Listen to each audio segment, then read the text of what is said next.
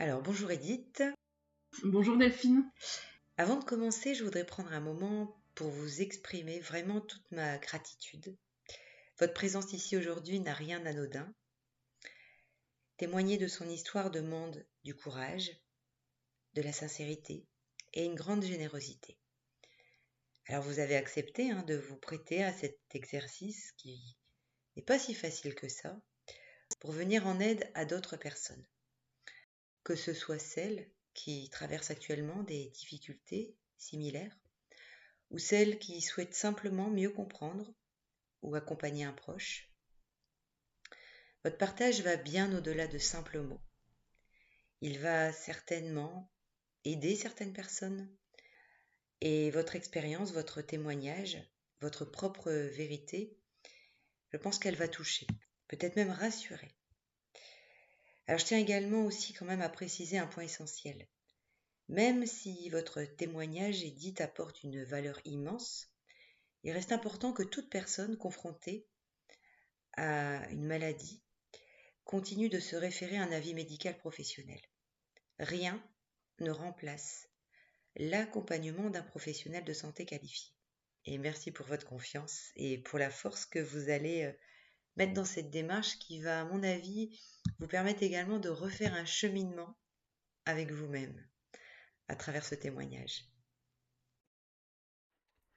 Alors, on va pouvoir commencer à débuter.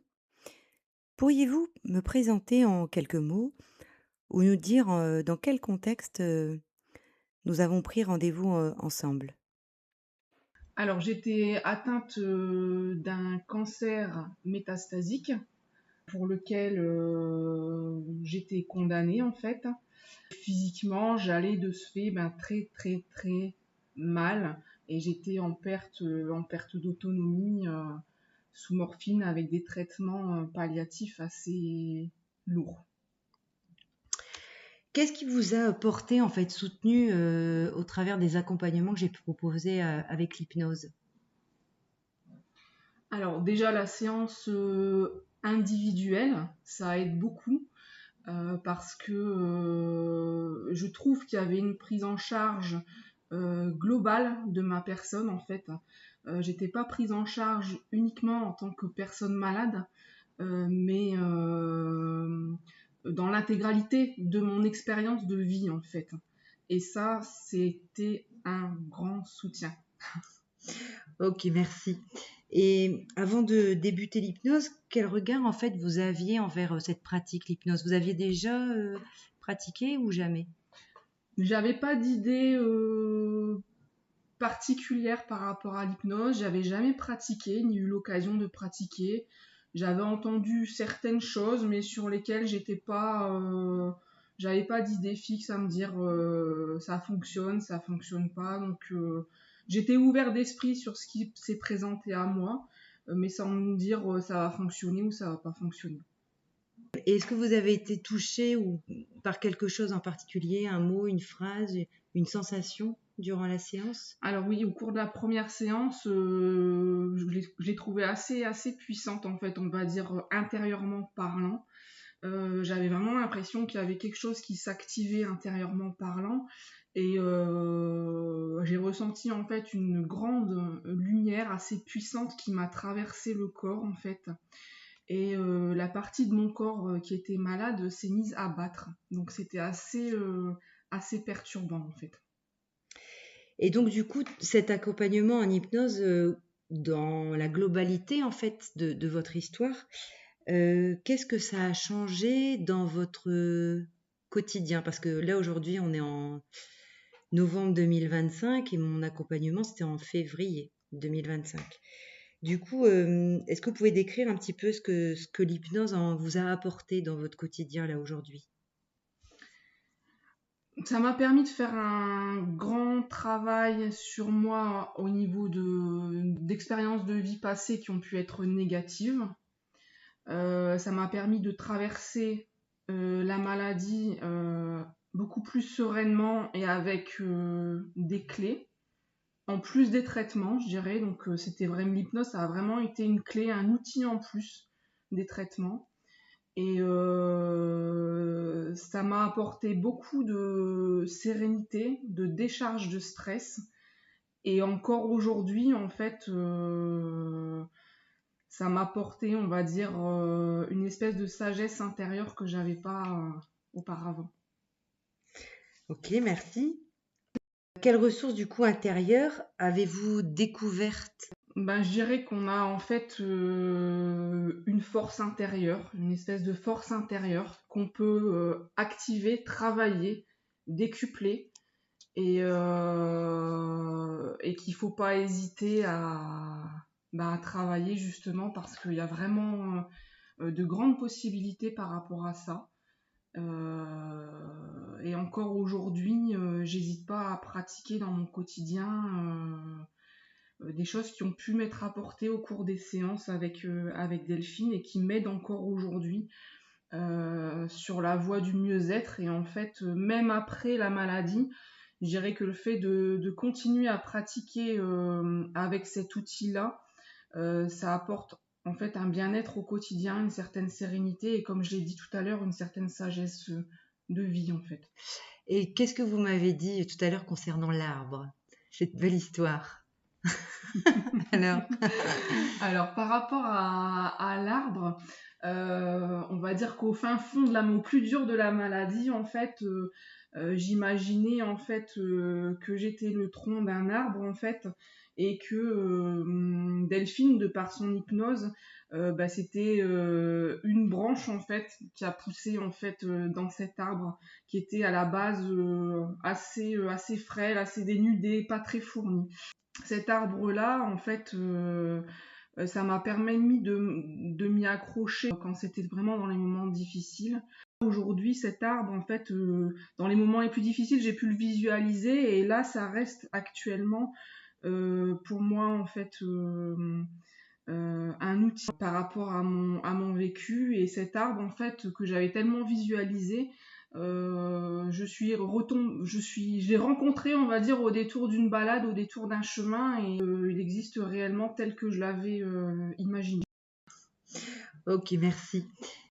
Alors, au travers de mon accompagnement, je vous ai en fait transmis des audios personnalisés. Qu'est-ce que ça vous a fait d'écouter régulièrement ces audios personnalisés?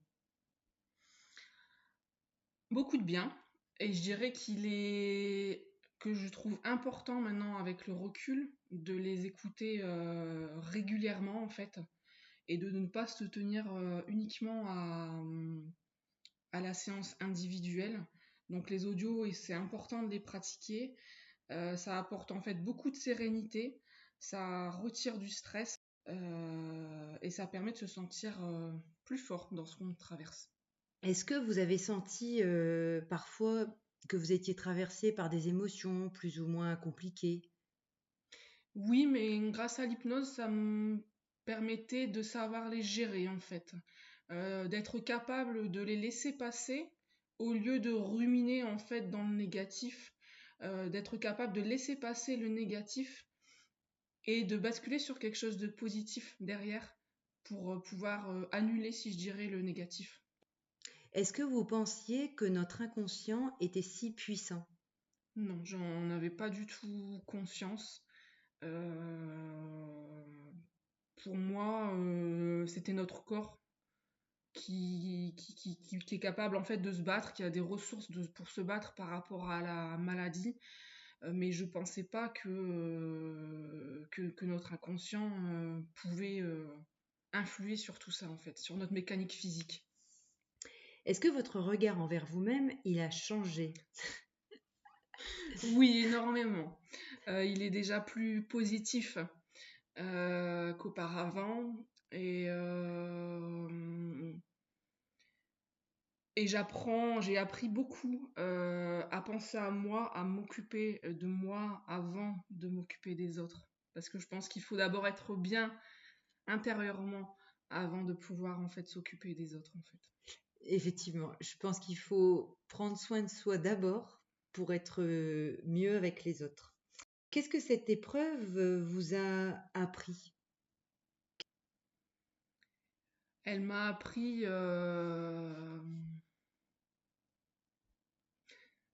beaucoup de choses. Mais que déjà, en fait, on a des capacités intérieures insoupçonnées. Et qu'il existe en fait des thérapeutes au-delà de la médecine conventionnelle. Il existe des personnes compétentes et il existe notamment Delphine qui est là pour nous aider à traverser des choses difficiles et à activer en fait des ressources en nous dont on n'avait pas conscience en fait. Que souhaiteriez-vous dire à quelqu'un qui traverse en ce moment des soucis de santé, qui se sent peut-être dépassée, découragée, pour elle-même ou pour une personne de son entourage? Qu'est-ce que vous aimeriez lui dire? J'aimerais lui dire qu'il faut toujours garder espoir et qu'il ne faut pas hésiter à se tourner vers l'hypnose parce que dans tous les cas, ça ne peut pas nous faire de mal et bien au contraire, je pense que si on intègre ça dans une forme de soin, en fait, pour aller mieux, bah, ça nous ouvre des portes vraiment insoupçonnées, en fait. Pour vous, en fait, c'est comme un complément. C'est un complément, en fait, aux médicaments, aux soins conventionnels, à l'aide des médecins. C'est vraiment un complément, c'est un bonus, en fait. C'est du bonus qu'on n'aurait pas en utilisant que les traitements chimiques. Ça, c'est vraiment un bonus. Ça vient décupler tout, en fait. Quel conseil vous pourriez dire en fait à une personne qui hésite de prendre rendez-vous, un rendez-vous d'hypnose, que ce soit avec moi ou même avec une autre personne? Bah, déjà, ça peut pas faire de mal, en fait. Et je dirais qu'il faut y aller en ayant l'esprit ouvert. Il faut pas se fermer en se disant ça va pas fonctionner ou ni même 100% d'espoir là-dedans. Je pense qu'il faut y aller avec une certaine ouverture d'esprit et prendre les choses telles qu'elles nous sont présentées et faire confiance à Delphine, à ce qu'on lui explique et à ce qu'elle nous dit et vraiment entendre ce qu'elle nous dit et l'intégrer en nous en fait. Est-ce que vous diriez que l'hypnose, c'est un peu une porte qui donne accès à votre intériorité, cette partie de vous très puissante? Oui, tout à fait. C'est une porte dont il faut avoir la clé. Et la clé, pour moi, c'est Delphine qui vous la donne, en fait. Et souvent, je dis parce que je fais des accompagnements aussi en groupe, et souvent je dis, j'aime le slogan en fait, just do it, juste il faut faire. Du coup, qu'est-ce que vous faites régulièrement pour vous, maintenant à présent, chaque journée, pour vous? Ben, plein de choses. Je continue à penser à ma santé euh, en pratiquant des audios de Delphine, elle met régulièrement de nouveaux audios en ligne. Donc, j'hésite pas à les saisir pour continuer de pratiquer et mon bien-être intérieur. Et après, je me mets à faire plein de choses qui me font envie, qui me plaisent, pour me faire du bien, puis pour être heureuse, tout simplement. Là, en fait, vous me disiez aussi que vous commencez à faire du dessin. Oui, Est-ce que vous auriez fait du dessin avant? non, pas du tout. Non, non, pas du tout. Je fais du dessin, mais je fais aussi plein d'autres choses que je faisais pas avant. Euh, je me suis mise à réapprendre l'italien, chose que j'avais arrêtée à un moment difficile de ma vie. Alors je dirais qu'autant l'hypnose, elle a permis de nettoyer certaines expériences difficiles, mais ça a permis aussi de garder certaines choses positives du passé qui sont revenues et Réactiver, en qui sont fait. réactivées en Ouais. fait. Voilà. À prendre plus du plaisir dans votre vie. Ouais, ça a permis de faire un gros tri. Ouais, ouais. Est-ce que vous diriez que votre vie, elle est plus colorée aujourd'hui? Oui, elle est plus heureuse, complètement, à 100%. À Et pour 100%. quelle raison, à votre avis? Parce que déjà j'ai la santé et parce que je pense beaucoup plus à moi et à mon bien-être et à mon bonheur. Ok, très bien. Euh, Est-ce qu'il y a quelque chose que vous aimeriez rajouter par rapport à cet arbre, par rapport à votre vie, par rapport à vos projets professionnels? J'aimerais vraiment être un message d'espoir, on va dire. Dire que quand on a l'impression que dans sa vie, il n'y a plus rien qui va et que même la santé va plus et qu'on On a l'impression de s'enfoncer dans un gouffre dont on sortira jamais. En fait, c'est possible de s'en sortir. Et il faut avoir le bon interlocuteur en face de soi. Et il faut travailler sur soi. C'est tout un cheminement, c'est tout un parcours. Et Delphine, elle est là pour vous aider, pour vous apporter tous les outils dont vous avez besoin pour aller mieux, en fait. Et aller mieux, c'est possible, en fait.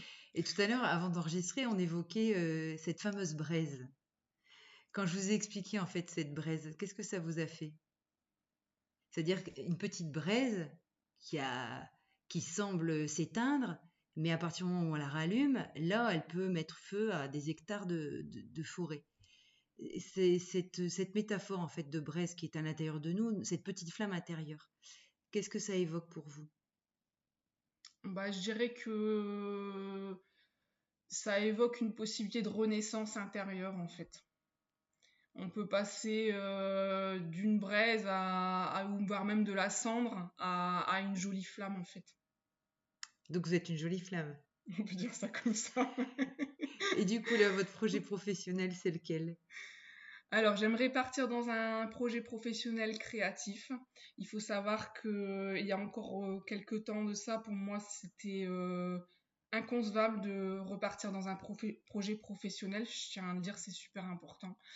Et que grâce au fait que je vais mieux, maintenant ça se réouvre à nouveau dans ma vie. Et je cherche maintenant vraiment à m'épanouir en fait dans mon projet professionnel et plus à subir en fait ma profession. Donc j'aimerais partir dans quelque chose de créatif pour qu'il y ait de la notion de plaisir, donc créer des bijoux, créer des objets d'intérieur pour pouvoir les revendre et que les gens se fassent plaisir en fait aussi en les achetant. Il y a vraiment maintenant une notion de plaisir dans mon futur projet professionnel. Et puis vous avez aussi un autre projet. Ah, plein. Le livre, non? Dites-le. Oui, pourquoi pas écrire un livre. Oui. Bon, je me suis mise au dessin dernièrement. C'est vrai que ça c'était pas prévu et ça m'est venu. Et j'avais jamais fait de dessin. Je me suis mise au dessin et également pourquoi pas écrire un livre pour expliquer ce qu'a été ce parcours très atypique et surprenant. Et pour donner de l'espoir aussi, pourquoi pas. Ouais. Est-ce qu'au final, chaque journée, en fait, c'est une opportunité pour mieux vous aimer? Oui, pour mieux m'aimer, pour me réinventer complètement et réinventer ma vie. Ouais. Est-ce que vous imaginiez à quel point vous étiez créatrice de votre propre vie? Non. Et je pensais pas qu'on pouvait être à ce point acteur de son propre bonheur, en fait. Tout en faisant attention, il faut toujours avoir ces traitements en fait médicaux. Oui, bien sûr. Mais est-ce que vous diriez qu'il y a une part en nous qui peut aussi nous aider? Oui, bien sûr. On a une part intérieure, en plus des traitements. Les traitements sont importants, les médecins sont importants. Mais de par l'hypnose, on peut activer en fait une force intérieure qui vient en plus de tout ça et qui est un complément très très important. Et ça devrait être généralisé pour tout le monde, tellement ça fait du bien. Alors, c'est quoi les autres projets? C'est quoi Euh, votre projet le plus fou? Là, je me remets à apprendre l'italien, c'est pas pour rien, c'est pour repartir en Italie en fait, parce qu'il y a une époque où j'ai voyagé en Italie. Ouais. Et ça, c'est pareil, c'est quelque chose que j'avais arrêté à un moment donné de ma vie. Donc, j'aimerais repartir voyager en Italie. Il y a plein de choses. Est-ce que vous diriez qu'il y a un avant et un après? Oui, il y a un avant et un après. J'aimerais faire du kayak de mer aussi. C'est une chose à laquelle j'aurais jamais pensé avant et ça m'aurait fait ni chaud ni froid, mais là j'aimerais faire du kayak de mer. J'ai fait il y a peu une randonnée en fait sur la côte en compagnie d'Anne en fait. C'était super agréable et c'est tout des choses qu'avant j'aurais pas imaginé faire ou j'aurais pas pensé faire en fait. Mais c'est parce que je pense qu'aujourd'hui je suis différente en fait. J'ai beaucoup appris, j'ai beaucoup cheminé en fait grâce à l'hypnose. Et voilà, il y a plein de choses ça fusionne dans ma tête en fait. Et est-ce que vous ajouterez le verbe oser? Oui, complètement. Oui, ouais, il faut oser. Il faut oser faire de l'hypnose, tout simplement. Déjà la base c'est ça, mais il faut rentrer dans ce processus et puis se laisser se laisser porter, se laisser guider. Et vraiment, j'insisterai sur le fait d'être ouvert d'esprit, en fait, et d'accueillir ce que Delphine vous donne. Donc nous, on s'est connus en fait au travers des séances à distance, les 3 premières, une en février, une en mars et en avril en 2025. Et puis, on a eu la chance de se voir, il me semble, en mai 2025 à l'atelier l'ARC de Béthune où je fais des ateliers. Est-ce que vous vous rappelez un petit peu de comment il s'est déroulé cet atelier ou plus trop? Je me rappelle plus que c'était un grand moment pour moi parce que j'étais en capacité physique de me déplacer, alors qu'au cours des séances de visio, c'était pas possible. Et c'est d'ailleurs pour ça qu'on avait fait les séances d'hypnose en visio. Donc pour moi, c'était plus un grand jour de rencontrer Delphine, celle qui m'avait tant aidée dans mon parcours et dans mes difficultés, en fait.